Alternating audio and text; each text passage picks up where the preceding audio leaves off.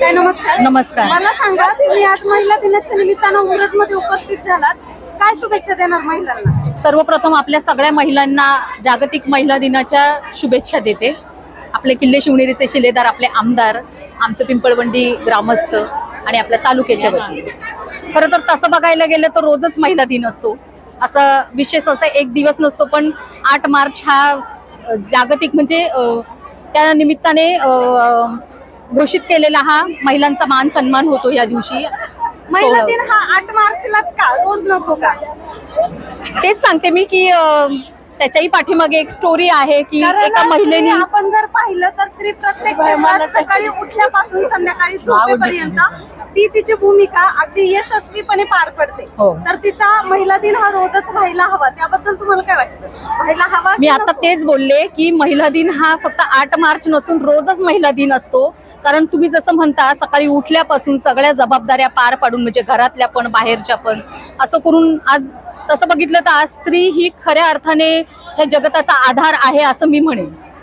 आज उमरज तुमचं माहेर आहे, उमरज मध्ये आलात, काय भावना आहे? खूप छान वाटते मला उमरज मध्ये येऊन. शेवटी माझं माहेर येते. आता बऱ्याचशा महिला, आता मी माझं एक उदाहरण देते. दादा ह्याही आधी, म्हणजे ह्या 5 वर्षाच्या आधी, म्हणजे 14ला दादा आमदार होते. पण कसं होतं की घरातल्या काही जबाबदाऱ्या ह्या सगळ्या सांभाळताना मला कधी बाहेर येता आलं नाही. त्याच्यानंतरची 5 वर्ष गेली, आता पुन्हा दादा आमदार आहेत. तर महिलांनी फक्त चूलमूल न करता आपल्या पहिल्या प्रायोरिटीज, आपल्या ज्या जबाबदाऱ्या आहेत त्या पार पाडून, त्या पार पाडता पाडता सुद्धा बाहेर येऊन प्रत्येक क्षेत्रात हल्ली महिला काम करतात.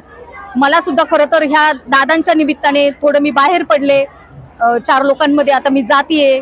बऱ्याच गोष्टींची मला त्यामुळे माहिती होती, ज्या ह्या आधी मला तेव्हा नव्हती माहिती. पण आता छान वाटते, म्हणजे या सगळ्या गोष्टी, म्हणजे बाहेर थोडं सामाजिक काम करताना पण वेगळा अनुभव येतोय, माणसं कळतायत, ज्ञानार्जन होते माझं स्वतःचं. आता मला सांगा, एक आमदार पत्नी म्हणून दादांकडनं महिलांसाठी कोणता शब्द घेणार?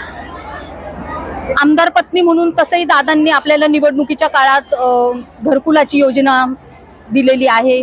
शिवाय विमे, जे 18 ते 65 वयोगटाच्या महिलांचे विमे, कॅन्सरच्या जे प्राथमिक जो खर्च आहे, जर ज्याची परिस्थिती नाही, असं अशा काही योजना आहेत ज्या दादांनी आणलेल्या आहेत आणि आता आपण त्या राबवू.